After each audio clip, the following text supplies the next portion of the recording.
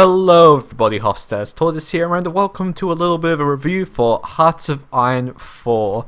Now, I have had this game for a few days now. I pre-purchased it a day before release, and I have to say I am very impressed. Regarding previous experience to these games, I have also played 2 and 3, but I found them far too complicated, and this sits perfectly in a niche for me. Now, let's start off.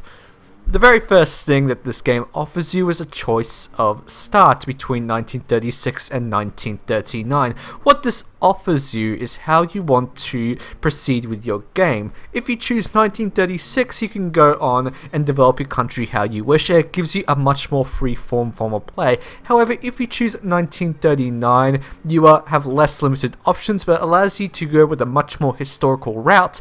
If you don't know the general historical route from 1936 to 1939, selecting the latter option will make it a bit more easier for you. Now, first off, on presentation, I think it is absolutely gorgeous. This is freaking beautiful. I love it so much.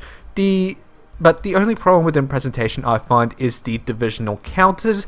They are absolutely tiny. I don't like the look of them. There is a mod out there called, can't remember, but it's just called Better Counters. However, the problem with this is that they are slightly huge and take up about this size. It's a little bit ridiculous, and I just don't really like it.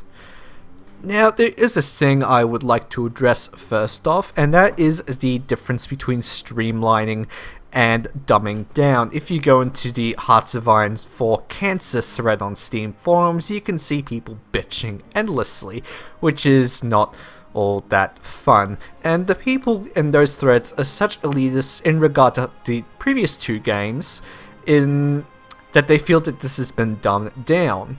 And in some parts I do agree, in some I disagree, and I'll talk about them as I go on, but for the most part I disagree with them. Okay, let's first talk about the different things in this game. First off, we'll go look at research. You have several research slots which you can increase later throughout, and what this game offers is several types of research, from basic infantry, navy, air, and industry and engineering. The difference between this and the other two is that it's a lot more streamlined and offers less options, but it also gives you a much more general idea for what you're going for. In the previous game, Hearts of Iron 3, I think it was, and Hearts of Iron 2, I can't remember, the options for research were way too abundant. There was just too many of them. It was very hard to wrap your head around. With something like this, it's a lot easier to see what you're going for and what you want to look at. If you're playing a minor nation, it lets you see if you want to go support, you have the option to do so because it's a lot more streamlined in how you go. And what this also allows is a much more, again, streamlined and focused approach on how you want to form up your divisions if you wish to customize them a lot, which I think is pretty cool. So I'm just going to select a few, whatever, and it goes up to 140 days, and it's also pretty simple to see if you do have the ability because they're also divided by year with a penalty if you're going out of year. Next is diplomacy, which is pretty simple. There's not much to talk about. You have all your basic options down here with a neat little tooltip, and that's pretty simple to look at and gives you a general understanding. Next is trade, which is a little bit odd. Apparently, from what I can tell, I'm not fully versed about this game, but I think I have a generally good idea. Basically, you can trade civilian factories for a certain amount of resource. So let's say I'm running out of oil. Let's look at oil. So you select the trade thing you want to go, select a nation, and then you can see by amount of 16 there. And as you can see, we need 12.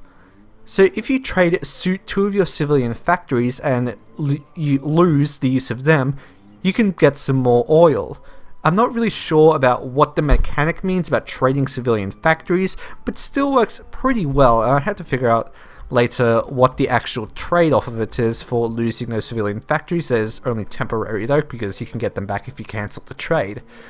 And constructions, it's pretty simple and easy to look at. You have your state buildings, shared buildings, and province buildings in a conversion factor, and each province has a certain amount of slots which you can unlock, so you have to choose what buildings you want there, which is a pretty simple an approach, and you can see exactly what you have in there, which makes it very easy to see what you want to actually do. Now, production is really cool. I really love this function of the game. It's a lot more easier to use than the industrial capacity format of the previous games. Your military production is divided into military factories and naval dockyards. And you have a certain amount of military factories you can see up here. And you want to put all of them in use to choosing a different product. To choose a different product, you can do infantry and artillery, tanks, air, and ships. And you can focus on more by adding more factories onto them.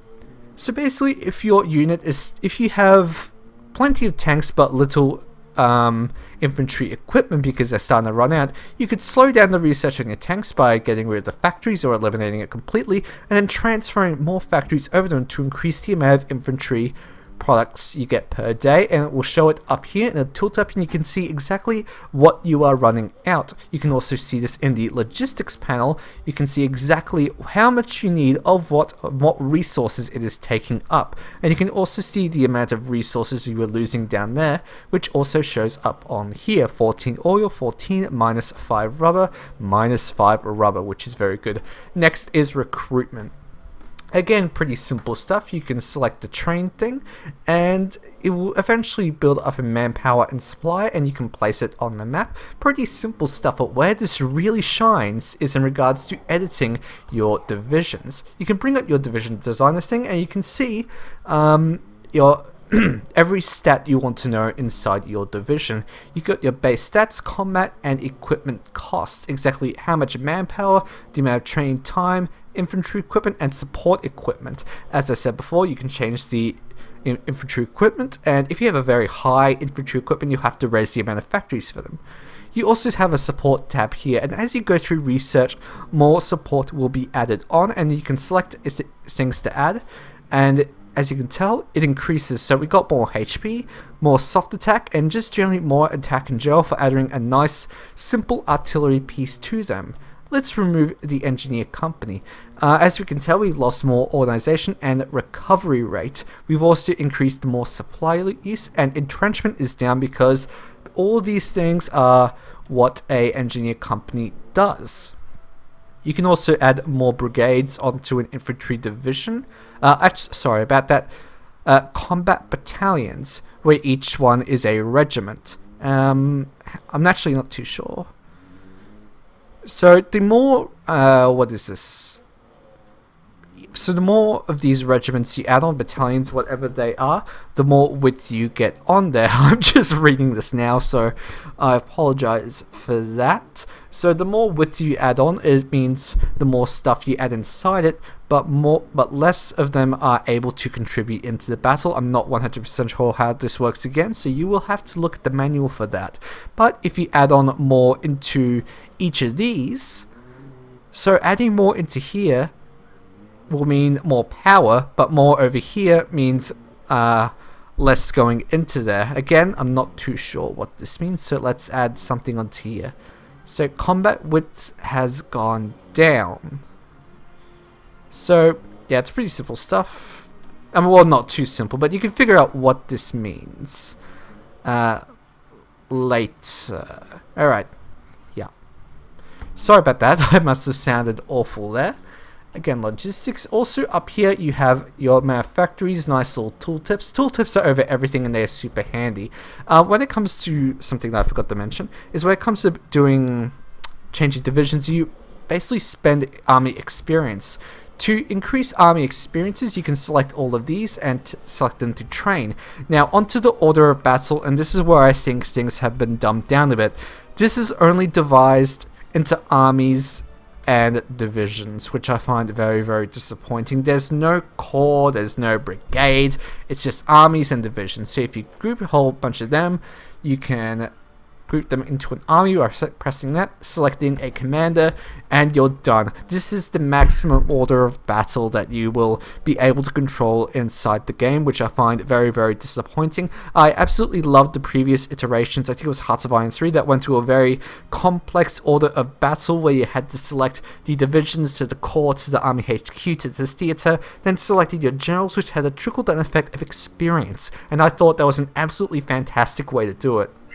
What I think Paradox Interactive should do is introduce a mode in the options menu or as a DLC, hopefully option, because a DLC will make me very unhappy, as the option to make a complex order of battles such as in Hearts of Iron 3, and that will make the little nerds like me very, very happy.